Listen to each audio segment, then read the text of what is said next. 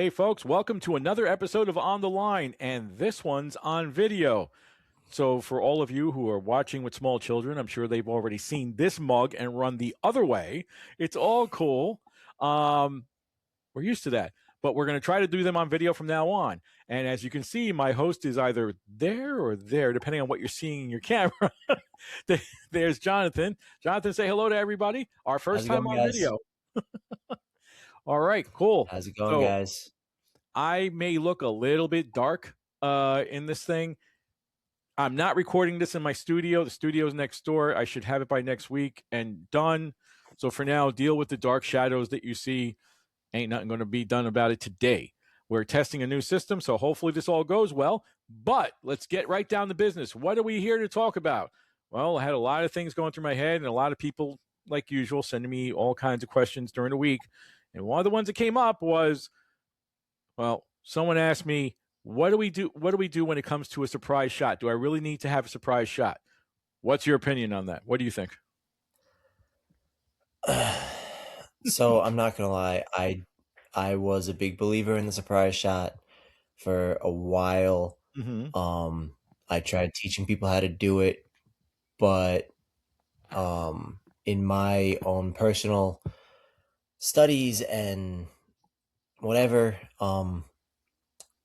I am not a huge believer in it anymore. To an extent, yes, but at the same time, a little bit no. If that makes sense. Everyone that I've ever known, including every coach pretty much that I know, teaches that. They don't know why they teach that. They just say, well, no, that's what everyone knows. You have to shoot a surprise shot. I, being different and being brought up differently by my teacher, never believed in a surprise shot at all. And that's because if you don't have control over your shot, basically any random thing can happen. Now, for the most part, the whole purpose behind a surprise shot, from what I understand, which I get why some people say it, but if you think down to the core of it, doesn't make any sense, is that you don't want your body to anticipate when the shot's going to go off. Okay, fine. So essentially, you're just tricking your head into doing something so that you stop thinking about something for a second and then it goes off. How many times have you seen that go wrong? A lot. Yeah. That's how people miss the bail entirely. And then you'll hear people say, well, you got to trust your float. That's absolutely true. But when it comes to a surprise shot, people do that because they're trying to compensate for something else that's going on that they don't have control over. Now, most people are going to say, hey, you're just preaching something that will cause target panic for people. No. And they say, well, if you don't have a surprise shot, you're going to get target panic. I don't believe that at all. And it all depends on what you subscribe to. I personally subscribe to you have to have control over your process. If you have control over your process, it works. Now, we talked about this a couple of times already with the Target Panic episode we did.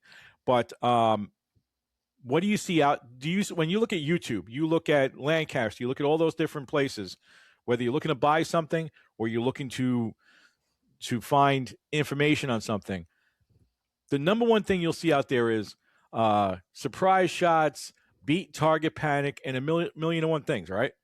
Oh, yeah, definitely. And it's getting to the point where it's kind of ridiculous. And the only person who doesn't really teach that is Joel Turner. Yep. He has controlled shooting, just like I believe in controlled shooting. I believe it a little bit differently, where you should have control, but you actually got to be able to stop it. You got to be able to make it go off on command. Now, the popular thing that's been out lately, you tell me if you've been seeing this, is people who are, well, the word for it is command shooting. Yes. But there's command shooting and then there's punching. Yes, there is. And there are times when it's great to command shoot and all that if you can, but anyone who's ever shot outdoors, yeah, try to wait for that shot to go off when you want in the wind. Mm-hmm. That is a pain in the ass, especially when you're shooting long distance, and it becomes a big problem. So the professional shooters, there's Jimmy Lutz is one of them. He'll shoot out there and he's got records and all that, but he is what they call a command shooter. Mm-hmm. Another famous one is Tim Gillingham. Very big command shooter. Oh, yeah. But And he's those literally people. famous for it. Oh yeah, that's why they call him the Hammer. You know what I mean? 'Cause he just hammers on that trigger when he has to. But he's been doing it for so long that he has control of it most of the time. I don't think that many people can say that when you're doing that kind of thing. Now, somebody like Jimmy Lutz, what he does is he takes his release and he sets it so light that when he draws back and he sees it on there and he knows he can hold it on that target for a second, and all he does is touch it and it just goes off. You still have to be able to control everything that happens from the time of the time of the ignition to the time that arrow's gone, and Yep. that's where most people make the mistake. So, why is it important? Well, explain your process to the folks out there. What in your shot process, how do you try to control it, or do you just wait for it to go off, or you keep going until eventually it just goes, but you still have control of what's happening? So we've talked a lot about small, smooth movements, right? Mm-hmm. And that's what I try to do. So I will get to full draw. Mm-hmm. I'll squeeze my fingers until I get to my click because I shoot a hinge. And then once I get my click, I get on target and I just slowly start expanding my back, expanding until it fires. When I do that, so I used to not use a click because of the whole surprise shot thing, right? And a click would scare me, Yeah. and make me sometimes jump and make me fire prematurely, and it was terrible. But I actually was a friend of mine was actually talking to Joel one time, and I really liked the way he said it. Joel Turner. He asked my buddy asked him, he's like, how do you get this controlled shooting to go off? And Joel's like, well, what kind of release do you use? And my buddy told him a hinge, and he's like, let me guess, you don't use a click, do you? And my buddy's like, no, I don't.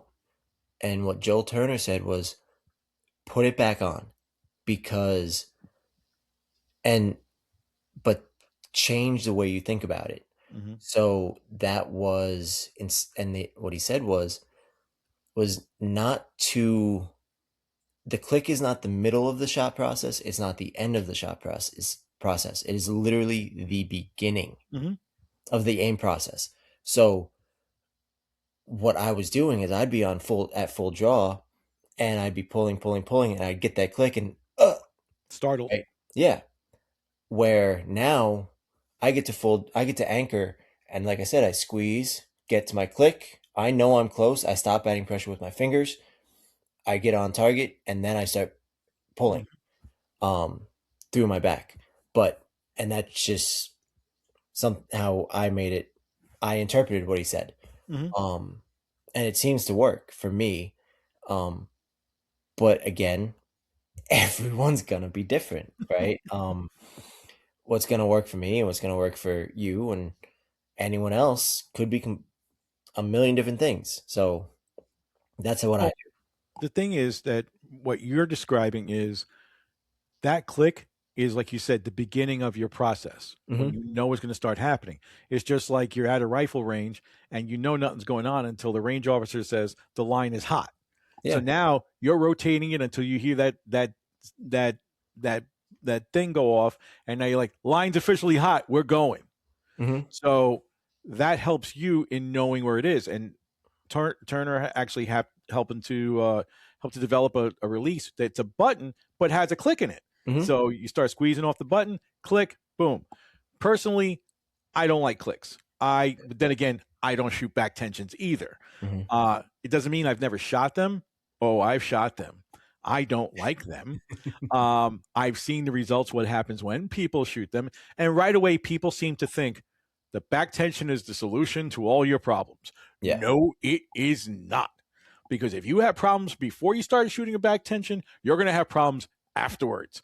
Because either way, whether you have a click or not, for most people, and I'm talking 90% of people, they don't have control over when to stop their shot, when it's going to go off, and they have an internal fear inside here, that it's going to go off. And even though you could be pulling a 40-pound bow back. If you're not ready for it, when it goes off, you're subconsciously anticipating that thing happening, and you're like, oh, you're like, okay, I got this. But your head's like, oh my God, we're almost ready to go. We're ready to go. It's going to go off. And the second before you go off, you do something. You tense up, your elbow rotates, something happens, or you don't hold steady through the whole shot, and then your shot goes bonkers. Yeah. So the thing is, and like yesterday, day before yesterday, they released yet another stand release that just came out. And they're like, well, this one does this, and this one, it's a button, but it has the safety on it. All the stand releases have a safety on them. Funny thing was that somebody was describing it. I get a kick out what I see on these videos, especially the ones like everybody out there who, as soon as they get their hands on it, yeah. So this is the new stand release, and it's got a safety on it, so you can go ahead, you can draw back, and he. I'm not going to say who it was, but he actually said, "You go back, get on there, and you can have that in there, and you can dry fire your." No, you can just fire. So I'm like, you can dry fire your bow. Okay, you're practicing to dry fire your bow. What is wrong with you? Yeah. It's good to get the feel. Okay, cool. Not for me, but people say, well, you shot the same release forever. I'm like, yeah, I have. Carter Wise choice. I've shot one since they came out. Mm-hmm. I'm stuck in my ways, and if they ever stop making this thing, I'm screwed. I have about 10 of them. Okay. I have many new releases come out all the time. I try them all the time because each one says it does this. And eventually my students ask me, well, what about this one? So I'm like, well, I happen to have one over here in my bag. And I don't coach that many kids anymore and students anymore, but in my bag, and I can tell I'm starting to get like my teacher, which is why I got to retire soon. He would always go into his bag and come up with a bunch of stuff, right? At that time, he was shooting recurve, so all he had was shooting tabs in his bag. Me, modern times, I have releases. Do you think I'm carrying enough releases in here? I mean, I've got wrist release, this wrist release from like 1984. I mean, this is like really old. Actually, I killed more deer than I can count with this one. Let's see. You probably never even seen one of these. This is like a concho release. Oh, I have seen those. These were interesting. Yeah, more people shot these things off while they were drawing than anything else. Let's see. What else have I got inside this bag in here? Oh, there's a back tension. There is a brass nose-breaking back tension, which you can literally set off like a trigger. If you pulled it, then it literally opens it up. Yeah, don't get me started. It's like an HPC. It's an HPC. Yep. And then there's another HPC. Let me see. Oh yeah, there's a knock-on version of one of the other releases there. So there's one there. Let's see. What else do I have? Oh yeah. Oh, remember we were talking about tension releases? This is one of the original tension releases. Mm-hmm. Oh yeah. It's supposed to teach you to get away from all that target panic and control process. It teaches you to pull through your shot. Wonderful. Okay, great. I agree. You should learn to pull through your shot. Unless you learn to get rid of the fear that happens when you pull through your shot, this is completely pointless. Yep. Let's see. What else is in here? Oh, this is like going through history. You're gonna shoot a button. Oh, there was a wave for a while where they said, you know what the problem is? You got to use only 2 fingers. 2-finger release. You think it makes a difference? No, it does not. You can hang your finger in back of it and shoot any release like 2-finger, but no, that doesn't work. My hinge with 2 fingers. Yeah, it's a preference. It's all it is. It doesn't make it any more special. Let's see. The knock-on version of the original tension release, and it's like that one. That's a silverback, also 2 fingers, but it's a tension release. This is like thousands of dollars into releases already that you're looking at. Oh yeah, and this is the original tension release. This is the stand version of the stand element. Oh yeah. Most people don't even know what this thing is, but they're like, oh no, tension releases are brand new. No, they're not. They've been around forever. Yeah. And this is one of the first and most popular ones that a few coaches I know taught with this. I taught with it. But it's like anything else. You can learn to punch this too. You can learn to punch any tension release like really bad. And I find that if you punch with a tension release, it makes the shot so much worse. Oh yeah, and like Paige Pierce was shooting with a tension release when she was having some target panic problems. I get it. She's Paige Pierce. She's not the average person. She can get away with it. But this here, okay, they're all the same. They all do the same thing, but they are worthless.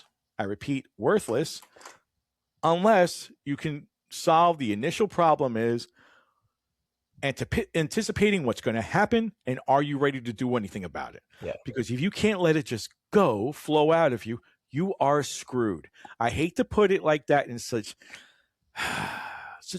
bold and blatant terms, but you are screwed if you cannot handle what comes after the shot goes off, because that's where most of the problem is. And then this harkens back to the days of when I first started shooting the tension-related release. This is a tension release without being a tension release. This is called a Wayland's Hooker. He still makes them. The name just throws me off. What I can tell you is this is a brass version of it, right? And I can tell you these are great releases if you're the type of person who wants to pull through a shot. Because this will teach you to there are no moving pieces on it. It's just a hook. So if you look real good at it, there's just a little hook there. And it works on the rotation. You can set the hook to be turned as much or as little as you want. But when you're the only way this thing is going off is that as you pull, you got to relax. And as you relax, it starts to rotate out and it lets it go.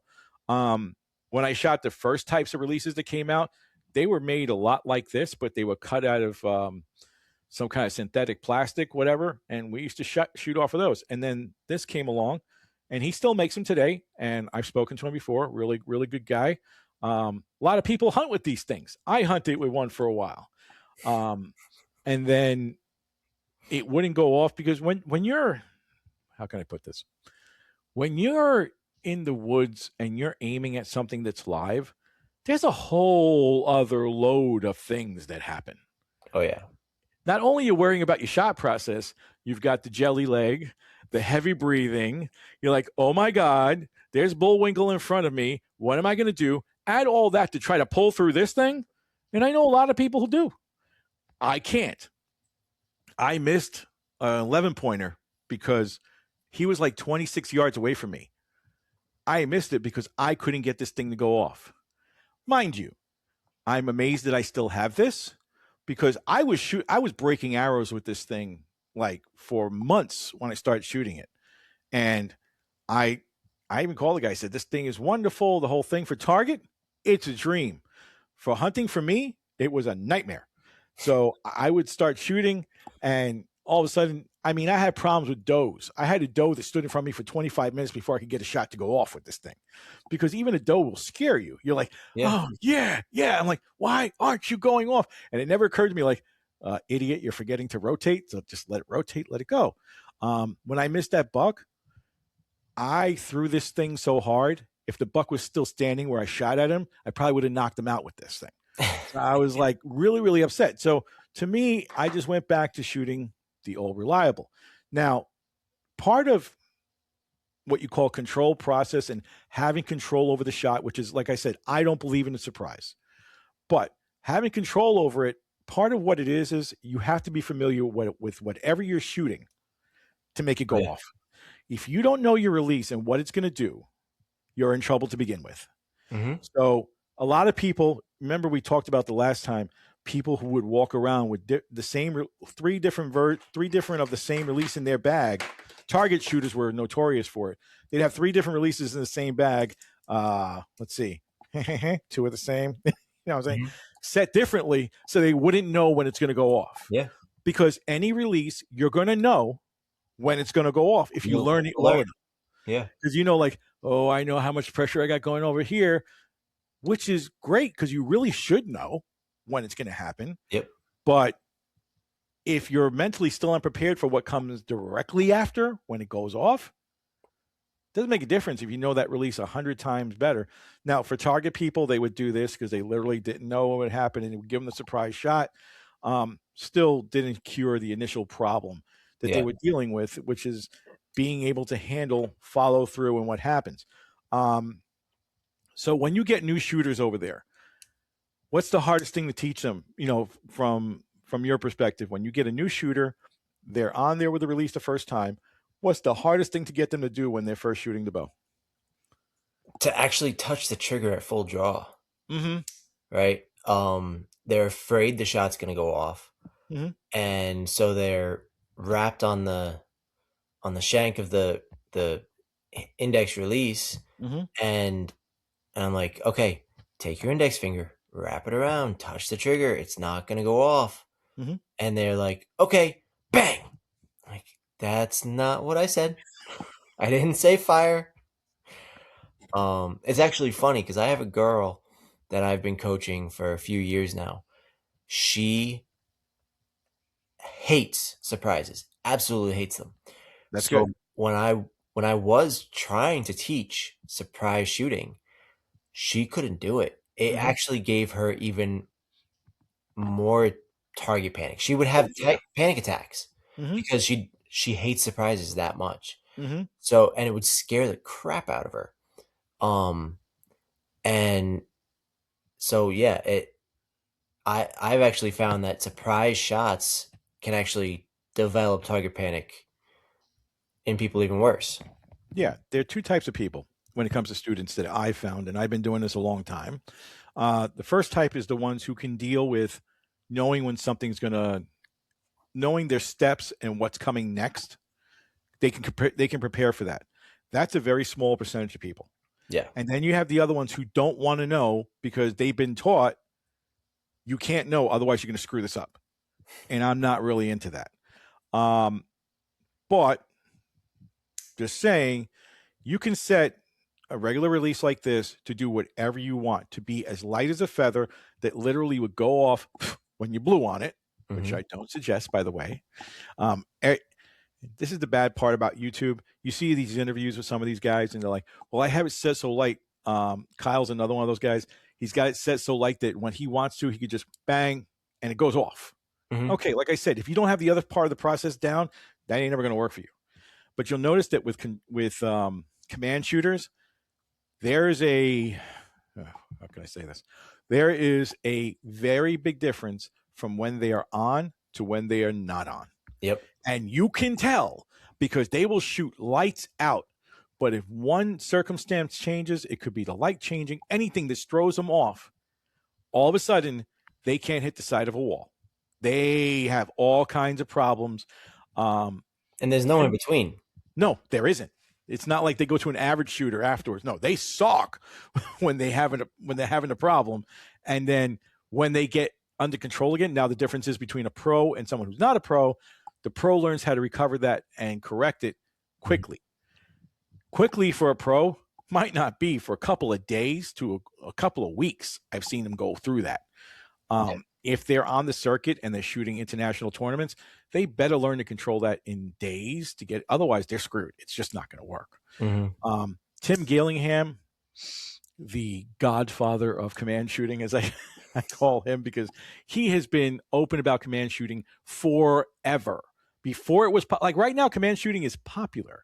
It's like it, and just like a couple of years ago, it was heavy arrows were the thing, and all of a sudden everybody's on the heavy arrow bandwagon, and now people don't talk about heavy arrows anymore, and now it's like just back to what it was. So they come in waves. Tim Gillingham has always been command shooting is the only way to go, and most pros don't shoot handheld releases, don't shoot wrist straps. He still shoots a wrist strap. Okay, there's a few people who do. Starting out new people, I hear everyone say, well, put a wrist strap on them. I'm like, why? I'm going to put a wrist strap on somebody and I'm going to give them a false sense of security that this actually is more unreliable than this by any stretch of the imagination. Because this can slip up and down your wrist. And then sometimes it's tighter, sometimes it's looser. Your draw changes slightly because of it. That's why I don't like them. So I don't start people off with this. Sometimes you need it because it gives them more of a sense of security, but for the most part, I don't like it.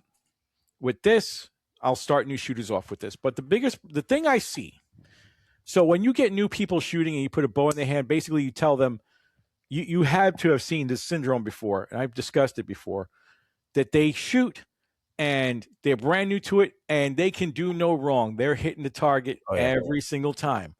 And you know how long that lasts. It's very short-lived. Yeah. Before their brain takes over and starts trying to coordinate, how can I do this better? And the thing is, it's not them thinking about it consciously. It's subconsciously. Your computer up in here is saying, there's a way to make this more efficient. And now when I'm swinging through the target and I know it's going to be in there, I'm going to anticipate before I get to the X, and I'm going to let it go. You have no idea any of this stuff is going on. It's just going on subconsciously. Yeah, and it happens. Those same people who shot really, really great for a week won't be able to hit anything outside of a 7 or a 6 or something like that. They're trying their hardest. And it's because at first, you didn't know any better. You didn't know what was going on. Yeah. Once your body became accustomed to it, your body tries to take over, make it more efficient, but it can't. But what's even more important is part of making it more efficient, the body has a self-preservation thing in it. And it's as much as a bow going off does not sound destructive in any way, your body interprets feedback in many different ways. Yeah. It doesn't like the feeling of a bow going off. So like when you start somebody off, you usually suggest a lighter poundage bow, right? And a recurve. Yeah, because a recurve is just what it is. There's nothing there. A compound, it's very deceiving because when a compound goes off, it goes from heavy to light, and you're like, oh, this is nothing. And then you shoot it like, oh, what happened there? Because like all that force just comes out of nowhere. So a compound can be very deceiving that way. And even if you're the biggest, baddest guy who thinks he's Mr. Macho Man, I just bought myself a brand new AX90 because I bench 225 57 times a night, and I can draw back a 90-pound bow. You can draw back a 90-pound bow, but if you don't have the right training on how to draw that bow back, your orthopedist is going to see you in a couple of months because you're going to need a new rotator. You're going to need shoulder surgery. You're going to need a new back, a new neck, Yeah. I get why people do that. Some people do it for the right reason. Don't get me wrong. They want to shoot something further and longer. Okay. But even they will tell you they're not shooting a 90-pound bow every single day of the week. They just can't. No. Otherwise, you're going to wind up looking like one arm's the regular and the other one's going to look like Popeye's arm's going to be this big. Yep. Plus, it's going to be in a sling after a while because that hurts. I mean, I don't care what kind of process you use to draw back. I'd say the majority of people don't draw a bow right to begin with because they pull with their forearm and then transfer it to their elbow, tear their elbow apart for a while, and then they get it back here and they're literally trying to hold it with this instead of trying to hold it in your back. Yeah. Or I see them reaching over with their shoulder way high, and it's tearing up their shoulder. Well, they're taught like that by some coaches who tell them, you've got to have your elbow up like this when you draw back. I'm like, look at that for a second, okay? Now, people, we're going into a little bit of a rabbit hole here, but there's a reason why I'm talking about this. Imagine that you're doing this, right? You're coming over. Feel all the different points that are now twisting and turning, trying to get this thing back. Your wrist, your elbow, this joint over here, and your neck. That's like trying to put all that pressure there. If you're just drawing level, you've taken 5 of those contact points out. And now you're pulling evenly, and you're using the twist of your body and your back muscles, which is the strongest muscles in your body, to actually pull it. That does in no way mean that you'd be shooting a 150-pound bow if you can get away with it. If you are, and you're one of these people, I know a few Brits who shoot these 100-pound long bows. Do not get me started. They shoot it up by the ears and stuff like that. I almost had an ear taken off by one when it went off. If that's what brings you joy, sure. You're probably a closet sadist because I know you're going to be in a lot of pain from either ripping your ear apart or eventually what your shoulder's going to feel like. It's called a war bow because they shot them in war and they weren't doing it for fun. That's all it is. But if that's what you're doing and you're shooting, believe it or not, it exacerbates the problem of your body's already scared of what it's doing to this point.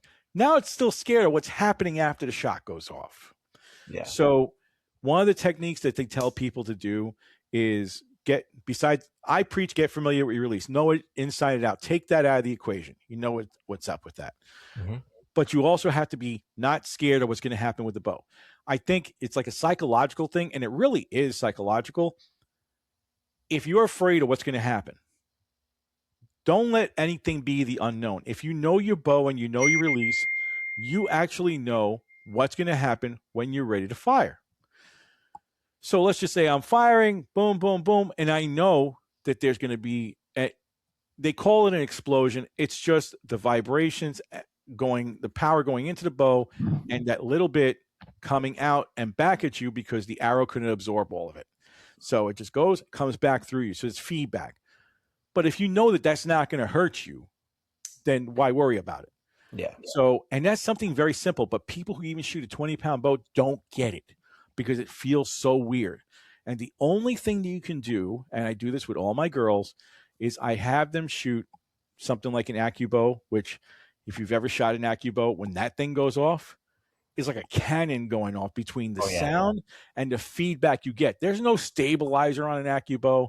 It's a TheraBand that is actually sending it. So you don't catch any of that. If you can get used to that feedback and completely be, like, don't let it phase you at all, you can get through anything.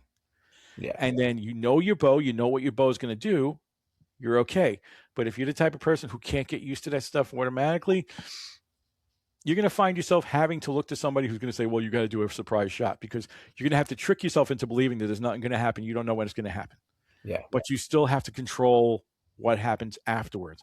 So you've got the 3 stages, which is draw back, cleanly release. This is stage 2. Stage 3 is once the arrow goes out, you have to resist the temptation to react to what's going to happen with the bow and hold through the shot so that you don't impact that arrow's flight, because people don't understand when an arrow goes off until it leaves the bow. Most people do this.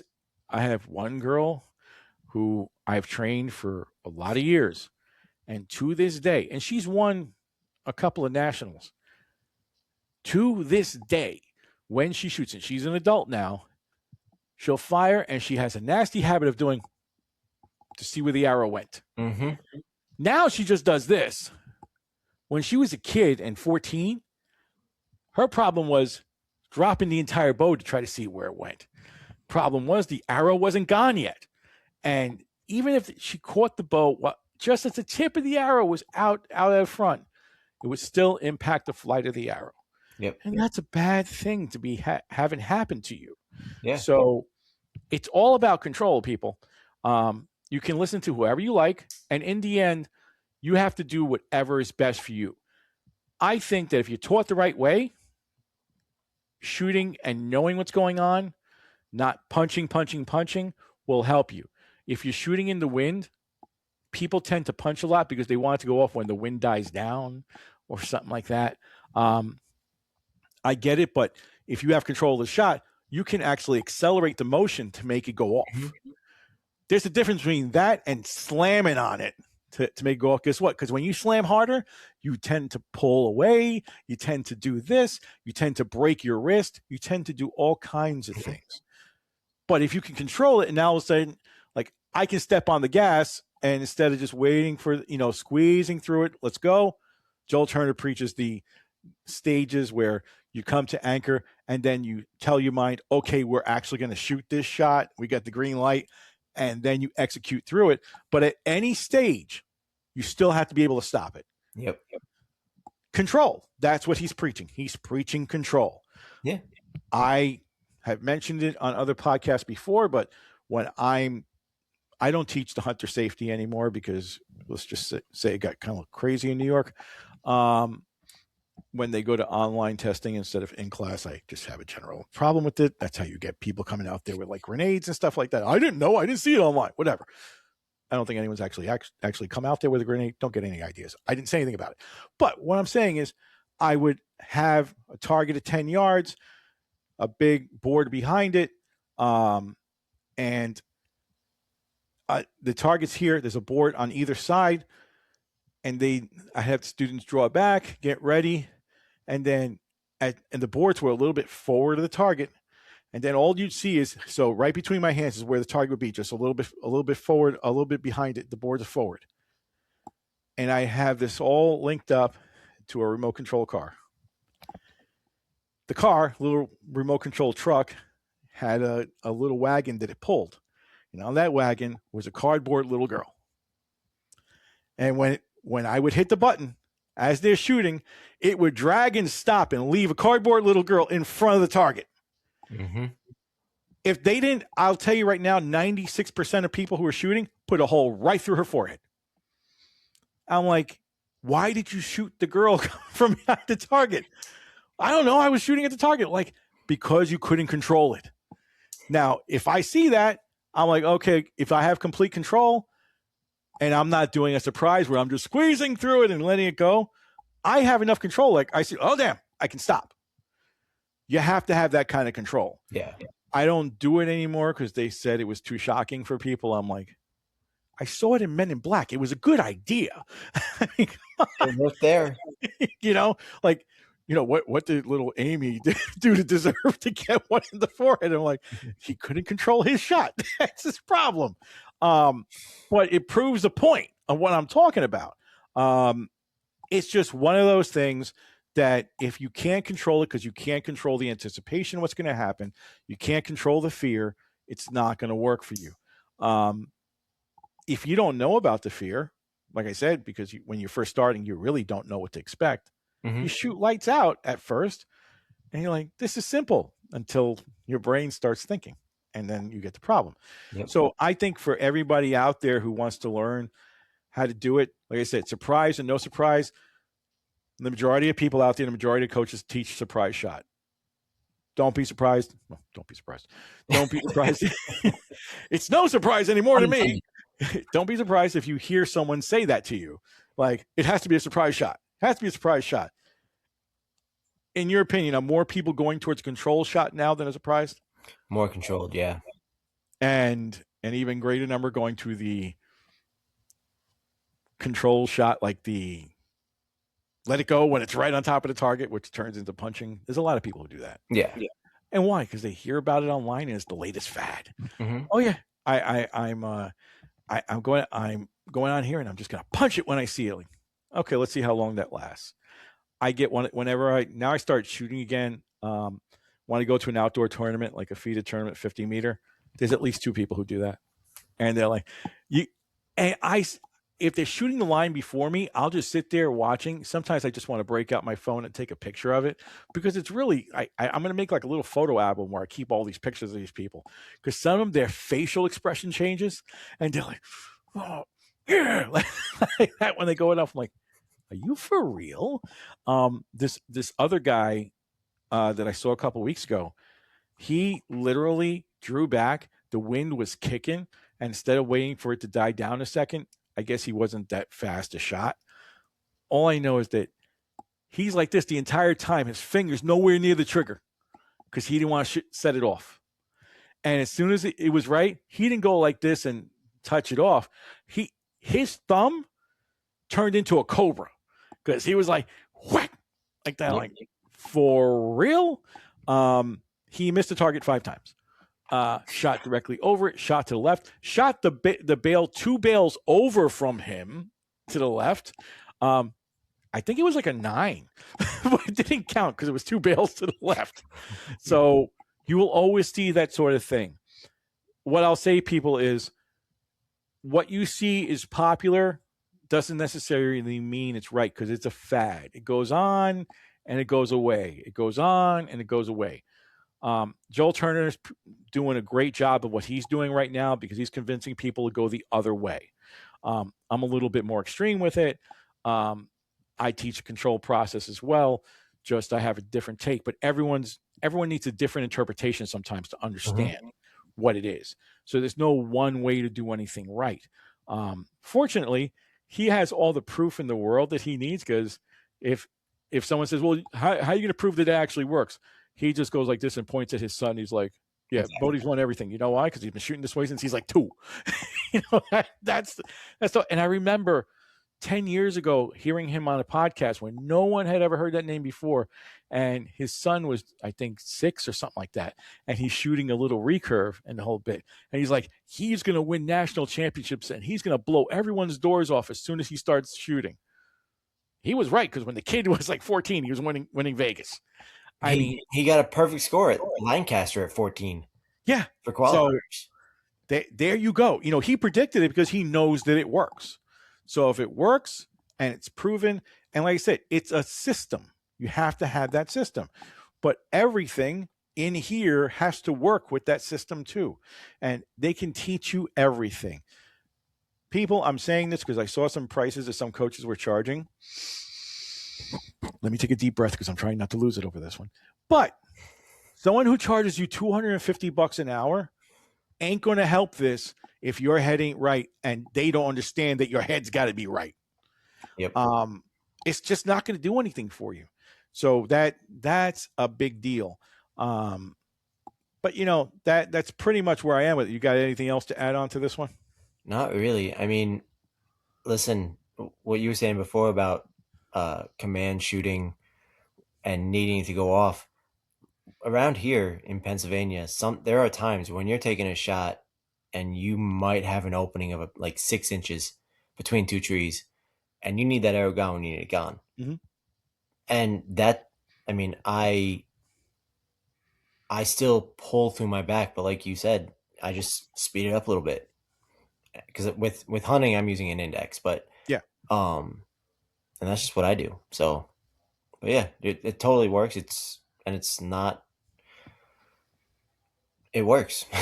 It's not magic, people. It's just, if you're in control of everything you're doing and you have a solid understanding of the equipment that you're using and what's going on your shoulders over here, you'll be fine. But you could have the best equipment in the world, and there are people I know who will try to buy their way out of anything. It does not work.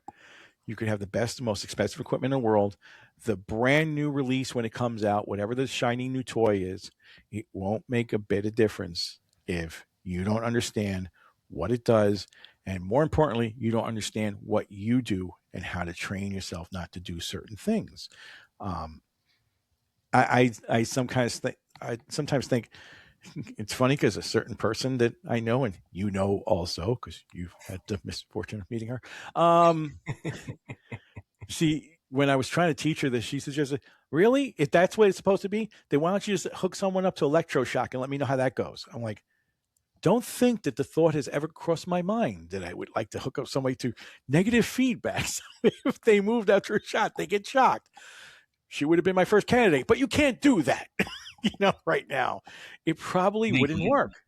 But that's how they train animals. Like they do something bad, poke them, they stop doing it. The human brain is a little bit more complicated than that.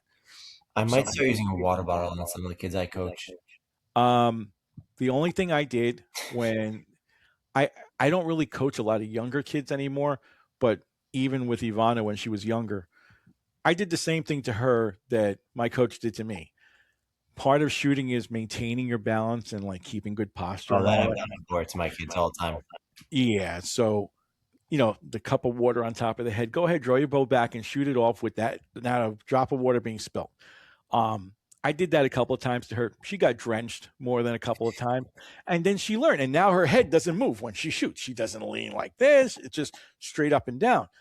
When I was a kid, it was a little bit more devastating than that because he put a cup of ink on your head.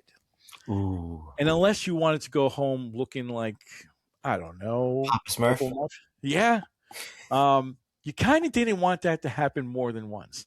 And having scrubbed that off my skin more than once, I was like, I learned to keep my posture right. You know what I mean? Mm-hmm. You can't do that these days because they'll probably charge you with something. But I mean, hey, it is what it is. But especially here in the, for those of you who live in New York City, I don't mean to offend you, but I'm going to say it anyway. In the communist haven known as New York City, they would probably charge you with some kind of capital crime for doing that to someone. I'm surprised they haven't made bows illegal here yet. That's why I'm not living here much longer, people. I'm moving. It's just a matter of time. But yeah, so different strokes for different folks. It just has to do with what you're into, what you're made up of. So that'll do it for this episode. We don't make them that long, but we hope that kind of explains to you what we're trying to convey. People have been asking me about what's the next event going to be. Basically, it's whenever Jonathan says. If he says do it in 2 weeks at the shop, we'll do it in 2 weeks, whatever it is. I was informed today that they've got their own lab radar over there now. So they've got their own equipment. You see, it's like a disease. It grows and everyone starts getting one. And before you know it, there'll be lab radars everywhere you look. There'll be a lab radar at the corner store. Who knows? The idea is to do it so we can help people get set up and everything. We'll announce when the next one will be coming up very soon. And then if you're interested, you let us know and we'll go down there and do that. They have other stuff going on at the shop. I mean, you guys always have something going on over there, and it's all we do. I mean, for Pete's sake, they have live music across the street on Saturdays. Yeah, exactly. Hey, you want to go eat something? You want to listen to the live music while you're shooting outside? Hey, it's all there. Why not? I ordered a couple of things that for our next episode that, especially if it's on video like this seems to be working because I can actually show people things on the camera. I have one coming today, which is probably sitting outside of my doorstep right now. I should really go look at it before someone walks off with it. Lancaster came out with a new tool, which I'll be using with the lab radar setups, that you can actually put the bow at full draw and just move the slides, and you can actually measure everything. It's like an L that they came out with. Oh, yeah, I've seen that. Yep. Yeah, it came out about a month and a half ago. Mm-hmm. What I hate about those things is when they come out with a new product, try to find it, because you won't find it anywhere. I got my hands on one. I ordered it, and it's going to be here today. Yay. It'll be something else I can use to do this. So I think maybe the next time we'll show a couple of tools that everybody should have. That's not one of them, people, unless you're really OCD like me. But I used it for setups and stuff like that because I hate using a measuring tool and stuff like that. This just lets me slide it, and I can look at it. And since I'm halfway blind now anyway, I can look at it like I can move it like, where is that? Like, okay, I can just see it like this. I can move it up to my face and look at it instead of sticking my head in the bow trying to see where the tape is. Those tools are pretty handy. And then the other thing that I got this week, which is why I'm always building arrows in here now until like right before I go to bed, is, you ever seen one of these before? Oh, yeah. The OMP flight deck. Mm-hmm. Mind you, people, I'm not sponsored by these people. I'm not sponsored by anybody. I don't play that game. But this thing, if you're ever going to work on arrows, it's a godsend. Because if anyone who ever uses an arrow spinner will tell you, the ball bearings that they have on the spinners go bad, and then the arrow doesn't spin anymore. This doesn't have ball bearings. It's got these two discs in there. And I've used other ones the same way. This thing, and it even comes, this thing is solid. It's got a square on here where you can actually chamfer the edges of your arrow to square it off. It's all stationary. It's heavy. It has a rubber on the bottom. It doesn't slide. Everyone knows I hate building arrows. I've built like 4 dozen arrows in the last week. Trust me. Look over there. You'll see arrows sitting on a table in my bedroom because I have to work on these things every night before I go to sleep. And it's not just mine. It's a couple of my students that I'm building. I'm like, I work a full-time job. I really don't have time to do this sort of thing. But because they're my students and I commit to doing this sort of thing, I'm doing it at home in my bedroom. I can't be downstairs in my shop, not until 1 a.m. since I get up at 4 a.m. But whatever. So it's just one of those things. Whatever interests you people, if you have a question, email us, contact us. I finally corrected something on Jonathan's Instagram. So if anyone who's trying to find him couldn't find him because the link was wrong in the last couple episodes, I've actually fixed it. And I'm going back through the older episodes to correct it in there. Because now when you click on his link, it actually goes to his profile. So that'll help also in trying to contact him. Yep. Feel free to reach out. You've seen our video experience now. Assuming that you're still watching this and you haven't run off from seeing this, it's all good. And we'll continue to do this anyway. So you can still listen to this, when you're driving in a car and audio only. But if you want to watch it on Spotify or if you want to watch it on YouTube, Yeah, I've got to upload it to YouTube. That's probably going to suck, but I'll try to make that work. I'm on a high-speed connection. This is like the third connection I have in my house. Not the third connection I'm trying. Like I literally have 3 different connections here. This one has got to be fast enough to get stuff uploaded there. So hopefully this will all work for however much more time I'm in New York City. Hopefully not much longer. And then we'll have to get something else wherever I go. But yeah, so this has been great. Thanks for watching. Be sure to like and subscribe.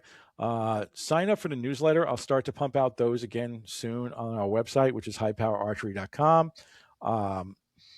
I got to get Jonathan one of these shirts that has High Power Archery on it.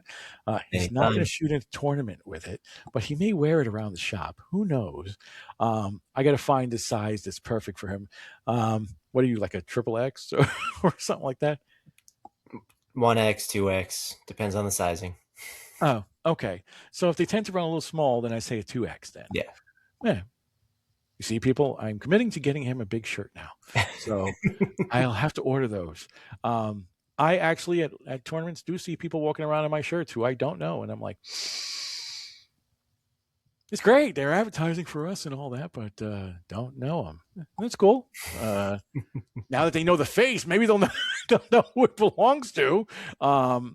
It's just like everywhere I go. When she went out to Vegas, she saw people in Vegas wearing my shirt. I'm like, okay, fine. I guess the logo's cool and they like that sort of thing, but what can I tell you? So as always, thanks for listening. Thanks for watching. Yeah. And we'll see you on the next episode.